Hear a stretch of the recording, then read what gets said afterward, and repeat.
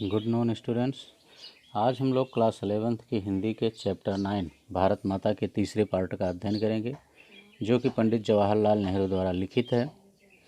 तो आइए हम इस पाठ पर आधारित पहला प्रश्न देखते हैं। लेकिन इन प्रश्नों का उत्तर देखने से पहले हम आपको बता दें कि यदि इस चैनल को आपने सब्सक्राइब नहीं किया है तो चैनल को सब्सक्राइब अवश्य कर लें, जिससे कि नया वीडियो कोई भी अपलोड किया जाए तो उसका नोटिफिकेशन सर्वप्रथम आपके पास ही पहुंचे। वीडियो को अधिक से अधिक लाइक और शेयर भी करें और हमें भी कमेंट करके यह ज़रूर बताएं कि ये वीडियो आपको कैसा लगा। देखिए, दूसरे पार्ट में हमने इस पाठ की व्याख्या को पढ़ा था और इस तीसरे पार्ट में हम इस पाठ पर आधारित प्रश्नों का उत्तर पढ़ेंगे। तो आइए हम देखते हैं ये पहला प्रश्न। भारत की चर्चा नेहरू जी कब और किससे करते थे? पाठ को आपने पढ़ा है तो उम्मीद करते हैं कि आंसर लिखने में भी आपको कोई प्रॉब्लम नहीं होगी। देखिए, नेहरू जी कांग्रेस के सक्रिय कार्यकर्ता थे। वह देश के विभिन्न स्थानों पर होने वाले जलसों में जाया करते थे। वह किसानों की सभा में भारत की चर्चा अवश्य करते थे, क्योंकि उन्हें लगता था कि किसानों को संपूर्ण भारत के बारे में उतनी जानकारी नहीं है जितनी उन्हें होनी चाहिए, इसीलिए उनका दृष्टिकोण सीमित है। वे किसानों को बताते थे कि हिंदुस्तान का नाम भारत इस देश के संस्थापक के नाम से निकला है, अर्थात इस देश के संस्थापक के नाम पर ही हिंदुस्तान का नाम भारत पड़ा है। भारत शब्द जो है ये संस्कृत भाषा का शब्द है। इस देश का एक हिस्सा दूसरे से अलग होते हुए भी यह पूरा देश एक ही है और यही भारत है। ओके बच्चों, अब आइए हम दूसरा प्रश्न देखते हैं। नेहरू जी भारत के सभी किसानों से कौन सा प्रश्न बार बार करते थे? ये 2-3 प्रश्न है जिसे नेहरू जी भारतीय किसानों से बार बार पूछा करते थे। तो आइए उनकी हम चर्चा करते हैं। देखिए, नेहरू जी भारत के किसानों से निम्नलिखित प्रश्न बार बार पूछते थे, जिसमें पहला था कि भारत माता की जय से वे क्या समझते हैं। दूसरा प्रश्न है भारत माता कौन है। और तीसरा प्रश्न है कि वह धरती कौन सी है जिसे वे भारत माता कहते हैं। वह उनके गांव की धरती है, ज़िले की धरती है, सूबे की धरती है या पूरे हिंदुस्तान की धरती है। वह भारत माता किसे कहते हैं? तो ये था दूसरे प्रश्न का उत्तर। आइए अब हम तीसरा प्रश्न देखते हैं। तीसरा प्रश्न कह रहा है कि दुनिया के बारे में किसानों को बताना नेहरू जी के लिए क्यों आसान था? ये कुछ ऐसे कारण थे कि जिससे नेहरू जी पहले तो ये जानते थे कि हम भारत के बारे में जो कुछ भी अपने यहाँ के किसानों को बताएंगे वो शायद उसे आसानी से समझ नहीं पाएंगे, लेकिन जब उन्होंने बताना प्रारंभ किया तो उन्हें ऐसा एहसास हुआ कि हमारे देश के जो किसान हैं वो जो चीज़ें हम बता रहे हैं उसमें से अधिकतर चीज़ें वो पहले से ही जानते हैं। तो ये काम उन्हें फिर आसान लगने लगा। तो उसके क्या कारण थे? उसके भी 4-5 कारण थे। आइए उन कारणों को देखते हैं कि दुनिया के बारे में किसानों को बताना नेहरू जी के लिए क्यों आसान था। देखिए, नेहरू जी अपने भाषणों में किसानों की दुनिया के बारे में बताते थे। दुनिया के बारे में उन्हें जानकारी देना आसान था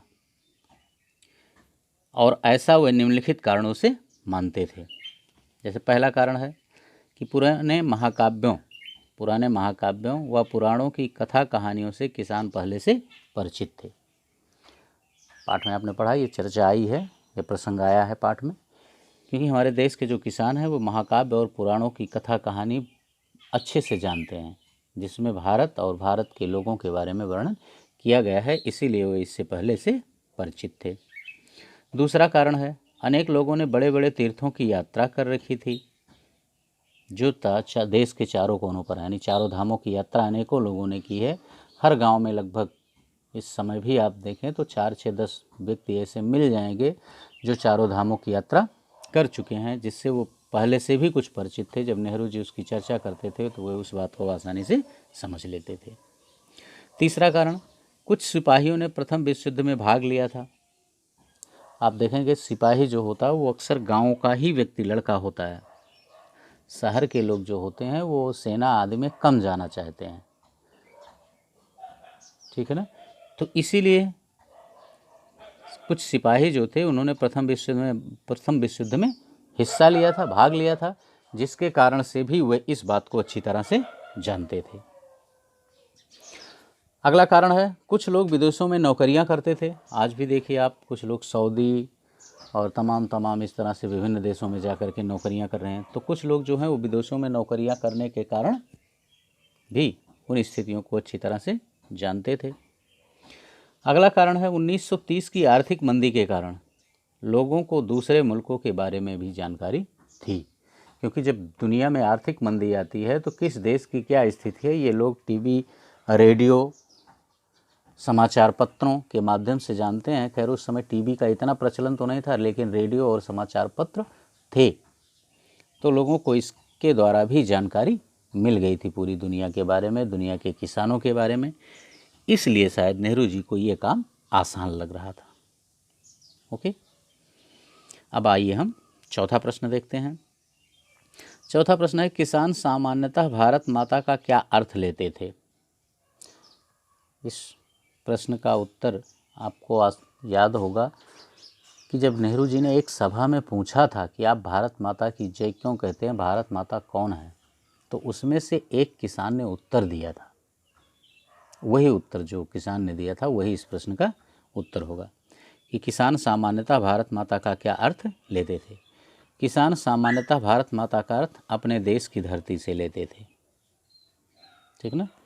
परंतु नेहरू जी ने उन्हें समझाया कि उनके गांव, जिले, नदियां, पहाड़, जंगल, खेत और करोड़ों भारतीय सभी भारत माता हैं। ओके बच्चों, बस इस पार्ट को हम यहीं पर समाप्त करते हैं। इसके शेष प्रश्नों को लेकर हम नेक्स्ट पार्ट में आपके समक्ष पुनः उपस्थित होंगे।